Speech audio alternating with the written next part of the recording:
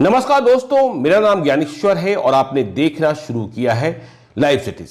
शाम के ठीक 6:30 बजे हैं और आज तारीख है 7 मार्च। लाइव सिटीज के विशेष कार्यक्रम टिकट की रेस में हम आपका स्वागत करते हैं।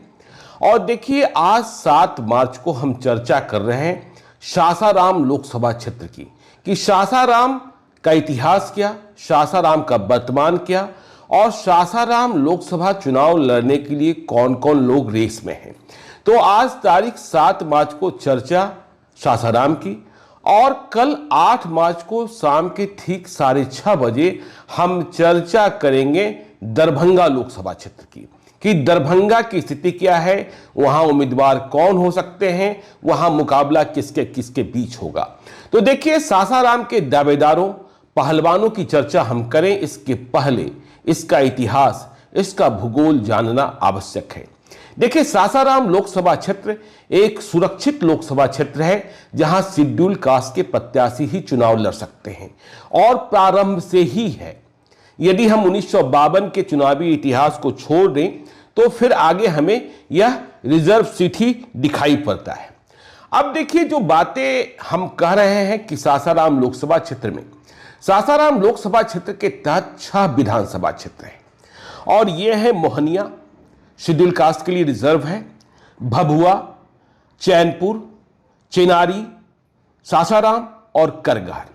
यदि हम 2020 के विधानसभा चुनाव के इतिहास को देखें तो मोहनिया से संगीता कुमारी आरजेडी से चुनाव जीती थी, भभुआ से भरत बिंद आरजेडी से चुनाव जीते थे, चैनपुर से मोहम्मद जमा खान बीएसपी से चुनाव जीते थे, चेनारी से यह भी रिजर्व सीट है, मुरारी प्रसाद गौतम कांग्रेस से चुनाव जीते थे, सासाराम से राजेश गुप्ता आरजेडी से चुनाव जीते थे और करगहर से संतोष मिश्रा कांग्रेस से चुनाव जीते थे।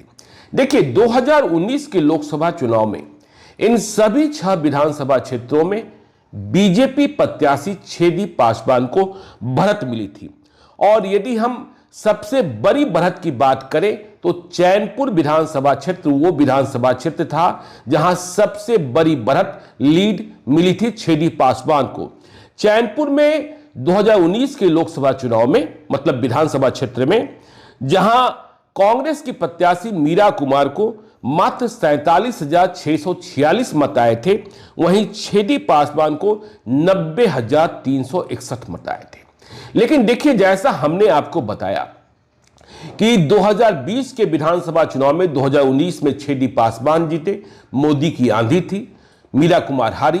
लेकिन 2020 के विधानसभा चुनाव में सासाराम लोकसभा क्षेत्र के 6 विधानसभा क्षेत्रों में से किसी भी विधानसभा क्षेत्र में एनडीए मतलब बीजेपी और जेडीयू के प्रत्याशी की जीत नहीं हो सकी और यह एक निगेटिव पॉइंट है मौजूदा सांसद छेदी पासवान के लिए, जिस पर बीजेपी की नजर भी है।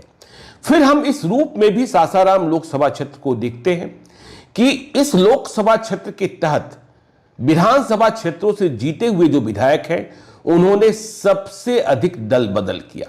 देखिए, जमा खान बसपा से जीते थे और वे जेडीयू में चले गए और बिहार सरकार में मंत्री भी बने। अभी हाल के दिनों में घटनाक्रम देखिए, कांग्रेस ने मुरारी प्रसाद गौतम पर कितना भरोसा किया था, महागठबंधन सरकार में मंत्री बनाया था, वे भी अब बीजेपी की ओर चले गए हैं। मोहनिया में देखिए, संगीता कुमारी चुनाव जीती आरजेडी से, वह भी अब तेजस्वी यादव लालू यादव को छोड़कर बीजेपी की ओर है। फिर भभुआ में देखिए, भरत बिंद, ये भी आरजेडी से जीते थे और वे भी अब बीजेपी की ओर है। तो ये जो इतिहास है, और यदि हम सांसदों के इतिहास की बात करें तो देखिए, बहुत सारे सांसद नहीं हुए हैं। सासाराम से 17 चुनाव, लोकसभा के 17 चुनाव हुए हैं और बस 4 सांसदों के बीच ही, मतलब 4 सांसद ही हुए। देखिए, जगजीवन राम, सासाराम की पहचान ही जगजीवन राम एलियस बाबूजी के कारण, अब तो रहे नहीं, तो जगजीवन राम आजीवन कभी चुनाव नहीं हारे। देखिए, जब उनका निधन हुआ 6 जुलाई 1986 को और फिर जब चुनाव हुए 1989 में, तो मीरा कुमार को छेदी पासवान ने चुनाव हरा दिया था, लेकिन जगजीवन राम चुनाव कभी नहीं हारे। मीरा कुमार की संसदीय पारी बहुत मुश्किल से शुरुआत हुई, लंबी पारी। तो देखिए 4 सांसद, सिर्फ 17 चुनावों में 4 सांसद, जगजीवन राम, छेदी पासवान, मुन्नी लाल और इसके अलावा मीरा कुमार। देखिए अब सांसदों की लिस्ट पर गौर करते हैं। तो देखिए 1952 और 57 में यहां 2 सांसद, राम सुभग सिंह और जगजीवन राम। आगे फिर से जगजीवन राम की चलती रही। 1962 में, 67 में, 71 में जगजीवन राम कांग्रेस के सांसद बने। आपको याद होगा 1977 के चुनाव के पहले जब देश में इंदिरा हटाओ लहर, तो जगजीवन राम ने इंदिरा गांधी का साथ छोड़ दिया था। तो 1977 और 1980 में जगजीवन राम जनता पार्टी के उम्मीदवार के तौर पर चुनाव जीते। देखिए इंदिरा गांधी को 1977 में हटाया गया, 1980 में वो वापस आई। लोग देश में नारा लगा रहे थे आधी रोटी खाएंगे, इंदिरा को वापस लाएंगे। तब भी सासाराम में जगजीवन राम जनता पार्टी के उम्मीदवार के तौर पर चुनाव जीत गए थे, कांग्रेस हार गई थी। लेकिन 1984 में जगजीवन राम की फिर से वापसी हुई कांग्रेस के सांसद के रूप में। फिर हमने बताया ही कि 6 जुलाई 1986 को उनका निधन हो गया। और देखिए 1989 में पहली बार सांसद बने छेदी पासवान, जिन्होंने जनता दल के उम्मीदवार के तौर पर 1989 के चुनाव को भी जीता, 1991 के चुनाव को भी जीता। आगे देखिए 1996, 1998 और 1999 में देखिए 3 वर्षों के भीतर देश में 3 लोकसभा चुनाव हुए और इन तीनों लोकसभा चुनाव में बीजेपी ने सासाराम में जीत का परचम लहराया, मुन्नी लाल सांसद बने। और 2004 में मीरा कुमार सांसद बन गई सासाराम से, कांग्रेस के प्रत्याशी के तौर पर चुनाव जीती और 2009 में भी उन्होंने फिर से जीत दोहराई। लेकिन 2014 और 2019 मतलब आप कहेंगे कि मौजूदा सांसद 2019 में जीते हुए छेदी पासवान है बीजेपी से। छेदी पासवान को लेकर कई तरीके की चर्चाएं हैं, क्योंकि जब हम सासाराम की चर्चा कर रहे थे, सासाराम के बारे में ग्राउंड जीरो से रिपोर्ट प्राप्त कर रहे थे, एंटी इनकम्बेंसी भी दिखाई पड़ रही थी और यहां उम्मीदवारों की सबसे लंबी फहरिस्त हमने भाजपा के भीतर ही देखी। यह बात तय है कि सासाराम सीट जो है वह भाजपा ही लड़ेगी। देखिए जब हमने यहां के मतदाताओं की पहचान करने की कोशिश की टाइटल से, सरनेम से, मतलब उपनाम से, तो हमने जिन 5 जातियों के बारे में, जाति ना कहें टाइटल के बारे में कहें, देखिए एक एनालिसिस है जो वोटर्स लिस्ट में जो मतदाता सूची है उसमें जिन टाइटल्स की पहचान की गई है उसके आधार पर सासाराम लोकसभा क्षेत्र में सबसे अधिक सिंह टाइटल वाले लोग हैं, जिनकी संख्या 4,27,120 है। इसके बाद राम वाले हैं 2,20,410 हैं। मुस्लिम है 1,78,675 है। शाह हैं ये 94,133 हैं। पासवान है 74,947 है। देखिए उम्मीदवार और दावेदार दोनों की चर्चा करें इसके पहले पिछले 4 लोकसभा चुनाव को समझना होगा, उनके नतीजे क्या हुए थे। तो देखिए 2004 में मीरा कुमार चुनाव जीती कांग्रेस प्रत्याशी के तौर पर। देखिए इस बात को भी आप समझिएगा जब हम चुनावी नतीजों के बारे में बता रहे हैं कि सासाराम लोकसभा क्षेत्र में बसपा मायावती की पार्टी का वजूद भी दिखा है और दिखता रहा है। प्रत्येक लोकसभा चुनाव में 50,000 से 1 लाख के आसपास मत प्राप्त होते रहे बसपा उम्मीदवार की, और इस बार भी बसपा की तैयारी है। तो 2004 के लोकसभा चुनाव में मीरा कुमार ने जीत हासिल की 4,16,673 मत लाकर। मुन्नीलाल बीजेपी के प्रत्याशी चुनाव हार गए 1,58,411 मत लाकर। और यहां से मदन राम बीएसपी के प्रत्याशी थे, उन्हें 96,580 मत आए थे। तो इस तरीके से जीत हार का जो अंतर था 2,58,262 मतों का। देखिए 2009 में मीरा कुमार ने फिर से रिपीट किया, मुन्नीलाल को ही हराया। मीरा कुमार को मत आया 1,92,213, मुन्नीलाल बीजेपी के उम्मीदवार 1,49,259 मत। और देखिए 2009 में क्या हुआ था कि समझौता कांग्रेस और राजद के बीच में नहीं हुआ था, आरजेडी के बीच में। तो ललन पासवान आरजेडी के प्रत्याशी थे, उन्होंने भी 1,09,498 मत लाया था और तीसरे स्थान पर रहे थे। गांधी आजाद बीएसपी के प्रत्याशी थे, जिन्हें 96,613 मत आया था। तो मीरा कुमार और मुन्नीलाल के बीच जीत हार का फासला 42,954 मतों का था। 2014 में जब देश में नारा लग रहा था हर हर मोदी घर घर मोदी, तो मीरा कुमार को सासाराम में छेदी पासवान ने चुनाव हरा दिया। छेदी पासवान बीजेपी के प्रत्याशी, इन्हें 3,66,087 मत आए। मीरा कुमार कांग्रेस की प्रत्याशी जो चुनाव हारी, उन्हें 3,02,707 मत आए, 3,02,760। और कारू पासवान 2014 में नीतीश कुमार बिल्कुल अकेले लड़े थे, उन्हें 93,310 मत आए। बालेश्वर भारती बीएसपी के प्रत्याशी थे, इस चुनाव में 2014 के चुनाव में मात्र 31,528 मत। अब देखिए 2019 जब फिर से मोदी की आंधी चल रही थी, तो छेदी पासवान फिर से चुनाव जीते और उन्हें 4,94,800 मत आए। मीरा कुमार कांग्रेस के प्रत्याशी को 3,29,055 मत आए और मनोज कुमार बसपा के प्रत्याशी, जिन्हें मनोज भारती भी लोग कहते हैं, उन्हें 46,406 मत आए। जीत हार का फासला 1,65,745। अब देखिए हम दावेदारों, पहलवानों, संभावित उम्मीदवारों की चर्चा करते हैं। तो देखिए जैसा हमने कहा कि सासाराम से लेकर पटना से लेकर दिल्ली तक इस बात की चर्चा है कि छेदी पासवान के टिकट पर ग्रहण लगा हुआ है। तो क्या वे हैट्रिक लगाने नहीं जा रहे हैं? यह बड़ा सवाल है। तो अब यह सवाल क्यों है?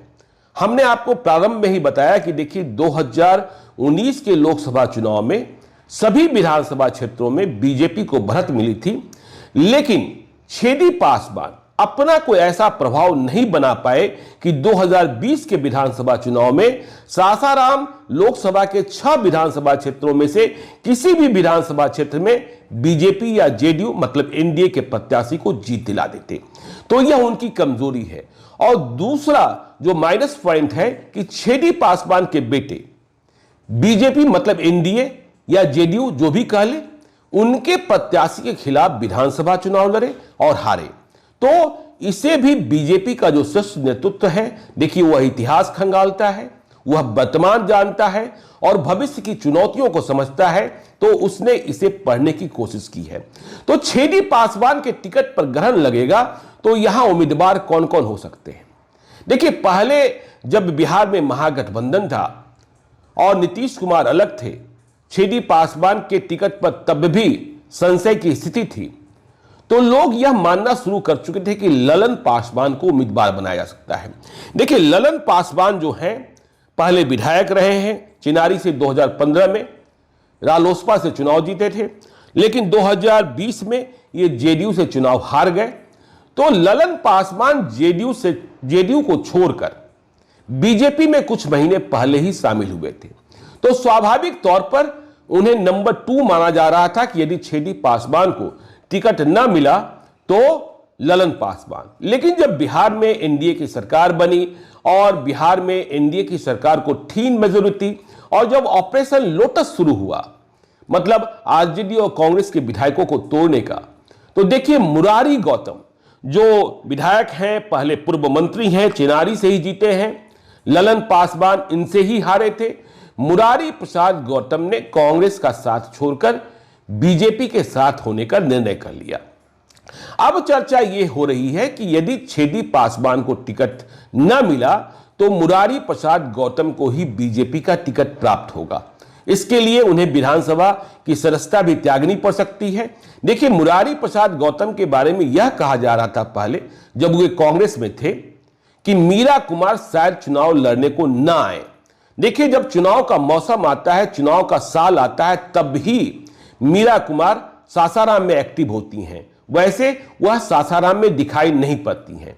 लेकिन पिछले दिनों जब भारत जोड़ो न्याय यात्रा के सिलसिले में राहुल गांधी सासाराम आए थे, तो मीरा कुमार का साथ, मीरा कुमार का भाषण, मीरा कुमार के बेटे अंशुल की सक्रियता, देखिए अंशुल को वह अपना उत्तराधिकारी बनाना चाहती हैं, लेकिन जात का लोचा ऐसा है कि सासाराम से चुनाव नहीं लड़ा जा सकता है। बहुत लोग कह रहे हैं पटना साहिब से चुनाव लड़ाने की तैयारी है कांग्रेस के उम्मीदवार के तौर पर।